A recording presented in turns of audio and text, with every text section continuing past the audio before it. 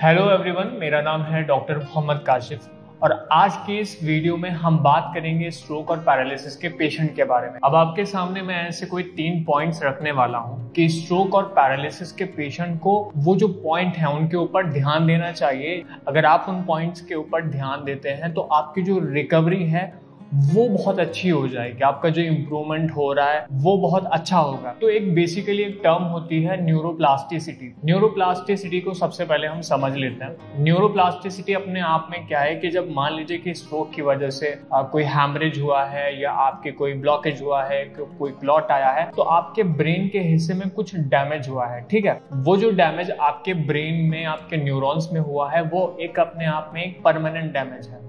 तो उसके बाद क्या होता है कि एक प्रोसेस शुरू होता है हीलिंग का, बेसिकली रीवायरिंग का। आपके ब्रेन में एक प्रोसेस शुरू होता है जिसको हम कहते हैं न्यूरोप्लास्टिसिटी। तो न्यूरोप्लास्टिसिटी के प्रोसेस में क्या होता है कि मान लिया कि वो जो हिस्सा था जो डैमेज हो गया, उसके जो फंक्शन थे वो दूसरे हिस्से दोबारा से रीलर्न करना शुरू कर देते हैं। मतलब होता है कि दोबारा से सीखना शुरू कर देते हैं, हमारे ब्रेन में दोबारा से रीवायरिंग होने लगती है।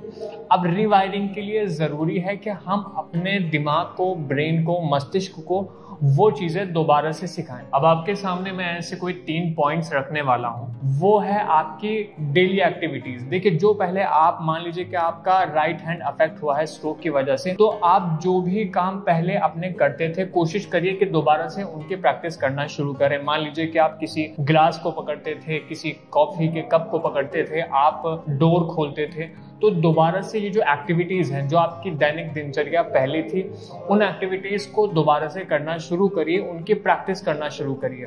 मान लीजिए आपका हाथ ऐसे बहुत ज्यादा स्टिफ रहता है, इस पोजीशन में रहता है, एल्बो आपकी इस पोजीशन में रहती है, तो अपने दूसरे हाथ के जरिए चीजों को ग्रास्प करने की यानी पकड़ने की कोशिश करिए।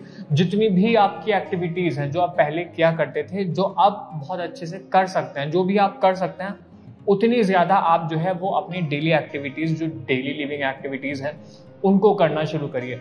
मान लीजिए आपके किचन में जो चीजें मौजूद हैं, स्पून हैं, आपके कप्स हैं, आपके ग्लास हैं, प्लेट्स हैं, आप उनको पकड़ सकते हैं और उनको उनकी जगह पर रख सकते हैं। इससे क्या होगा कि आपके ब्रेन में चीजों के लिए, एक्टिविटीज के लिए दोबारा से रीवायरिंग हो रही है, आपके दोबारा से कनेक्शन बिल्ड हो रहे हैं, आपके ब्रेन में न्यूरॉन्स दोबारा से जो है आपकी चीजों को रिलर्न कर रहे हैं, स्ट्रक्चरल ऐसे आपके ब्रेन में चेंजेस हो रहे हैं। तो उन चेंजेस के लिए, उन न्यूरोप्लास्टिसिटी के प्रोसेस के लिए जरूरी है कि आप उन फंक्शंस को दोबारा से उन एक्टिविटीज को करना शुरू करें। जो भी आप करते थे, आप दोबारा से आपने जो डोर का हैंडल है उसको खोलना शुरू करें, या जो भी मान लीजिए आप एसी का जो बटन है उसको खोलना शुरू करें, आप एसी चलाना शुरू करें, आप अपना जो कीपैड मोबाइल है उससे आप बटन्स हैं उसको चलाना शुरू करें, या और भी जो भी एक्टिविटीज आप पहले किया करते थे उन सबको करने की कोशिश करें। इससे क्या होगा कि आपका ब्रेन दोबारा से चीजों को लर्न करेगा, जिससे आपको फायदा मिलेगा।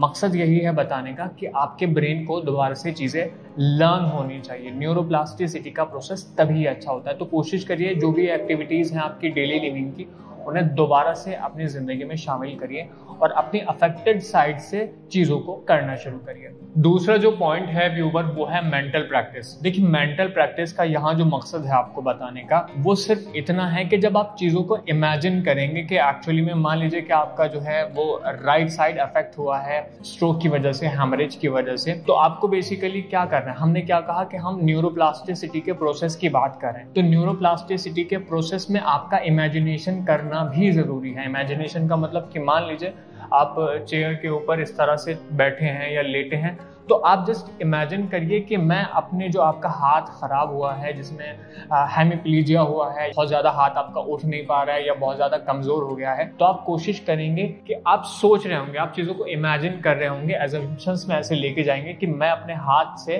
दोबारा से कॉफी के कप को पकड़ने की कोशिश कर रहा हूँ, या मैं बाइक चला रहा हूँ, या मैं साइकिल चला रहा हूँ, या मैं कार चला रहा हूँ। जो भी आपकी डेली एक्टिविटीज है जो आप पहले किया करते थे, आपको क्या करना है कि आपको दोबारा से उनको इमेजिन करना है। इसको क्या है कि इसको हम कहते हैं मेंटल प्रैक्टिस करना। कई रिसर्चेस में इस बात के एविडेंस हैं कि जो लोग इस तरह से मेंटल प्रैक्टिस ऐसे करते हैं, स्ट्रोक के पेशेंट हो, जो भी बेसिकली न्यूरोलॉजिकल जो कंडीशन के पेशेंट होते हैं, अगर वो इस तरह से मेंटल प्रैक्टिस करना शुरू करें, इमेजिनेशन करना शुरू करें, तो दोबारा से ब्रेन में रिवायरिंग होती है। वो उनके जो फंक्शंस हैं वो बेसिकली अच्छी तरह से इंप्रूवमेंट उनमें होने लगता है। तो पेशेंट कोशिश करें कि जब वो ऐसे खाली बैठे हों, बिस्तर पे हों, लेटे हों, बैठे हों या कहीं भी ऐसे हों, तो वो कोशिश कोशिश करें ज़्यादा से ज़्यादा कि वो चीज़ों को मेंटल प्रैक्टिस करना शुरू करें और दोबारा से इमेजिन करना शुरू करें। जितना ज़्यादा वो इमेजिन करेंगे, जितना ज़्यादा वो इस चीज़ की प्रैक्टिस करेंगे अपनी इमेजिनेशन में, उतना ज़्यादा जो है उनके फंक्शंस जो है बहुत इम्प्रूवमेंट हो जाएगा, उन फंक्शंस का जो है बहुत ज़्यादा इम्प्रूवमेंट हो जाएगा। तो पेशेंट कोशिश करें कि मेंटल प्रैक्टिस ज़्यादा से ज़्यादा करने की कोशिश करें। तीसरा जो पॉइंट है व्यूअर, वो है हमारा मिरर थेरेपी। देखिए, मिरर थेरेपी में बेसिकली आपको क्या करना है, बात वही है कि आपको न्यूरोप्लास्टिसिटी के प्रोसेस को बेसिकली एक तरह से, जो प्रोसेस मैं बार बार आपको बता रहा हूँ कि आपको रिवायरिंग करनी है, आपको दोबारा से फंक्शंस को रिलर्न करना है, अपने आप को रीएजुकेट करना है, अपने ब्रेन को दोबारा से रीएजुकेट करना है। तो इसमें क्या है कि आपको मिरर थेरेपी के जरिए, कुछ हमारे पास ऑलरेडी हमने वीडियोस बनाए हैं,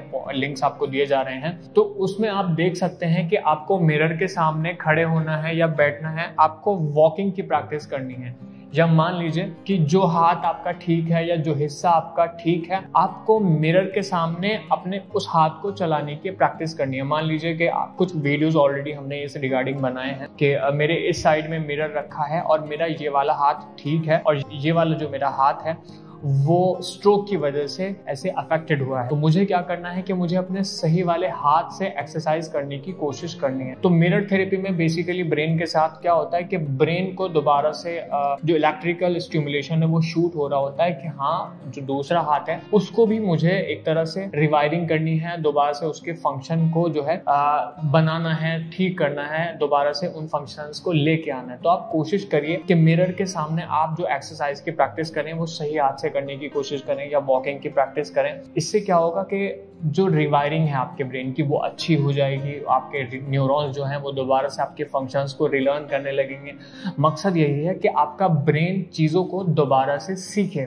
जितना ज़्यादा आपका ब्रेन सीखेगा उतना ज़्यादा क्या होगा कि आपकी जो डेली एक्टिविटीज़ हैं, आपके जो फंक्शन हैं, वो बेसिकली इम्प्रूव हो जाएंगे। तो मिरर थेरेपी एक अच्छा ऑप्शन है। पेशेंट कोशिश करें कि मिरर थेरेपी के जरिए अपने आप का इम्प्रूवमेंट करना शुरू करें। मैं समझता हूँ कि आज इस वीडियो के जरिए जो आपको 3 पॉइंट्स बताए गए हैं आपकी इम्प्रूवमेंट के लिए, स्ट्रोक के पेशेंट के इम्प्रूवमेंट के लिए, अगर आप इन 3 पॉइंट पर ध्यान देंगे, जो चीज़ें इसमें बताई गई हैं, जो एक्टिविटीज़ आपको बताई गई हैं, मिरर थेरेपी आपको बताई गई है, आपको जो भी मेंटल प्रैक्टिस बताई गई है, वो कोशिश करें कि आप ज़्यादा से ज़्यादा करें ताकि आपका इम्प्रूवमेंट अच्छा हो। इसके अलावा और भी चीज़ें हैं, और भी वीडियोस हमने बनाई हैं एक्सरसाइज के रिगार्डिंग, मिरर थेरेपी के रिगार्डिंग। तो आप कोशिश करें, जो भी ऐसे पेशेंट हैं, स्ट्रोक के पेशेंट हैं, कि वो इन वीडियोस को देखें और एक्सरसाइज करना शुरू करें। फिर भी अगर आपका कोई सवाल है, आप हमसे कुछ पूछना चाहते हैं, इन चीज़ों के अलावा आपको कुछ और भी सिम्टम्स आ रहे हैं या आपकी एक्सरसाइज में इम्प्रूवमेंट नहीं हो पा रहा है, एक्सरसाइज करने से इम्प्रूवमेंट नहीं हो पा रहा है, तो आप हमें नीचे दिए गए नंबर पे कॉल भी कर सकते हैं। हमारे डॉक्टर्स हर समय आपके लिए अवेलेबल हैं। धन्यवाद।